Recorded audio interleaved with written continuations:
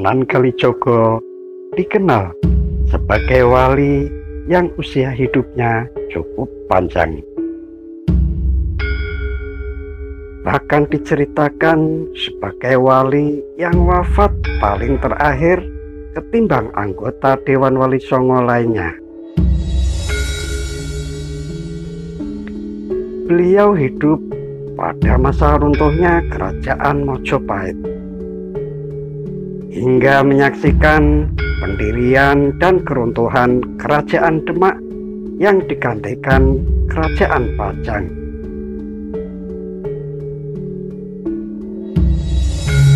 Selain berumur panjang, beliau juga diceritakan sebagai wali yang gemar melakukan penyamaran untuk menguji atau memberi pelajaran kepada orang-orang tertentu.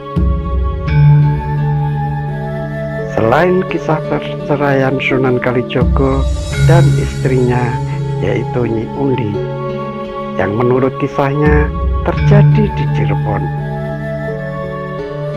ada lagi kisah mengenai Sunan Kalijaga yang masyhur dan tertulis dalam naskah-naskah klasik di Cirebon, yaitu kisah mengenai penyamaran Sunan Kalijaga. Suatu ketika pada waktu Cirebon diperintah oleh Panembahan Ratu, Sunan Kalijaga melakukan penyamaran yang tujuannya untuk menguji Sultan Cirebon yang baru dalam menjatuhkan hukuman bagi para pelanggar. Dikisahkan Sunan Kalijaga melakukan penyamaran sebagai seorang santri tua. Beliau datang ke Cirebon dan tiap harinya melakukan kegiatan bersih-bersih di Masjid Agung Sang Ciptarasa, Cirebon. Beliau pun kemudian diangkat menjadi marbot atau petugas bersih-bersih masjid. Beliau pada waktu itu mengaku bernama Caruman, sementara orang-orang waktu itu memanggil beliau dengan sebutan Ki Marbot Caruman. Pada suatu ketika Panembahan Ratu bermimpi. Dalam mimpinya itu, beliau berjumpa dengan seorang yang bersorban putih yang memerintahkan beliau agar nanti pada saat sholat Jumat tiba harus bagi beliau untuk menjadikan Ki Marbot Caruman sebagai imamnya. Mimpi itu diceritakan datang berulang-ulang. Meskipun dalam hatinya beliau meragukan kemampuan Ki Marbot Caruman untuk mengimami sholat Jumat di Masjid Agung Kesultanan. Akan tetapi rupanya Panembahan Ratu kemudian melaksanakan amanat dalam mimpi itu.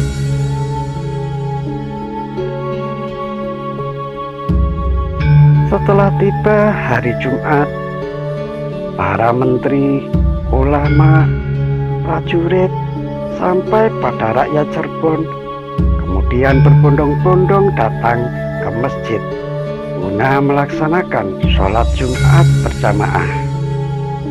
Namun ada yang aneh pada pelaksanaan sholat Jumat kali ini. Panembahan Ratu dalam pelaksanaan sholat ini mengumumkan kepada halayak bahwa yang menjadi imam sholat bukanlah dirinya. Beliau menunjuk Ki Marbot Caruman sebagai imamnya, sebab beliau yakin pada wisik dalam mimpinya tempo hari itu. Silahkan menjadi imam Ki Caruman. Begitu perintah Panembahan Ratu. Ampun Gusti, hamba tidak mampu menjadi imam. Begitu jawab Ki Merbot Jaruman. Panembahan Ratu kemudian mengulangi perintahnya hingga sampai ketiga kali. Silahkan menjadi imam, Ki Jaruman. Begitu kata perintah ketiga kalinya yang diucapkan Panembahan Ratu dengan nada tinggi. Dengan terpaksa kemudian Ki Merbot Jaruman menjadi imam. Ki Merbot pun kemudian mengangkat tangannya untuk melakukan takbir. Allahu Akbar. Begitu takbir pertama yang diucapkan Ki Jaruman, yang kemudian diikuti para makmum. Setelah itu barulah kemudian kejadian aneh muncul. Setelah takbir, rupanya Ki Jaruman berdiam mematung, tanpa membaca Al-Fatihah, tanpa ruku, dan juga tanpa sujud. Kejadian ini berlangsung lama.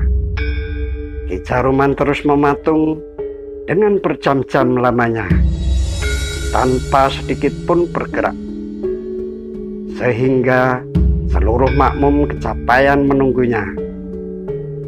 Mendapati hal semacam ini, kemudian Panembahan Ratu menggantikan Ki Jaruman sebagai imam. Rasa masih penasaran dengan kebenaran wisik mimpinya tempo hari, untuk Jumat selanjutnya Panembahan Ratu masih memerintahkan Ki Jaruman sebagai imamnya. Tapi lagi-lagi kejadian yang sama masih saja terjadi.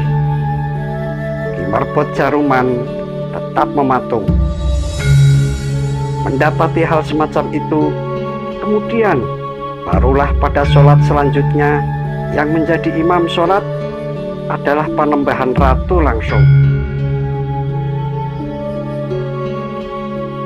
Setelah selesai sholat pada Jumat yang ketiga, lalu mereka berkumpul untuk membicarakan hukuman yang harus dijatuhkan kepada Ki Merbot Jaruman yang dianggap telah menistakan agama.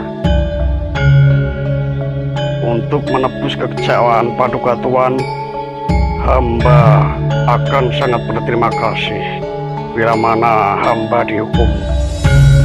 Hamba telah tidak mampu menjadi imam.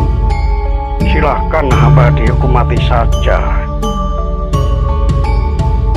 Demikianlah kata Ki Merbot. Panembahan Ratu lalu memerintahkan para sentono mantrinya untuk membuat panggung di alun-alun, dan kemudian di bawahnya dinyalakan api unggun, dan Ki Jaruman lalu dinaikkan ke atas panggung itu dari duhur hingga maghrib. Namun apa yang terjadi? Ternyata Ki Merbot Jaruman tidak terluka sedikit pun.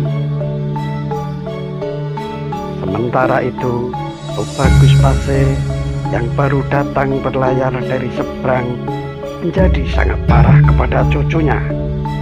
Kemudian ia pun berkata, "Anakku, mengapa kau lakukan ini? Tidakkah kau tahu siapa yang berada di atas pembakaran itu? Dia adalah buyutmu, Kanjeng Sunan Kalijogo. Segeralah engkau bertobat, anakku. Barangkali engkau tidak mengetahui, Merbot Jaruman itu adalah Kanjeng Sunan Kalijogo, aulinyanya Gusti Allah yang tinggal satu yang ada di tanah Jawa ini." Betapa terkejutnya Panembahan Ratu mendengar hal tersebut. Kepada Sunan Kalijogo, Panembahan Ratu kemudian memohon ampun dan mengatakan, "Eyang, hamba benar-benar tidak mengetahui, karena waktu datang Eyang mengaku sebagai santri dari timur yang bernama Kiai Merbot Caruman. Kemudian pada waktu malam Jumat, hamba bermimpi. Ada suara yang menyuruh hamba agar Ki Merbot Caruman menjadi imam, sehingga menjalankan perintah itu.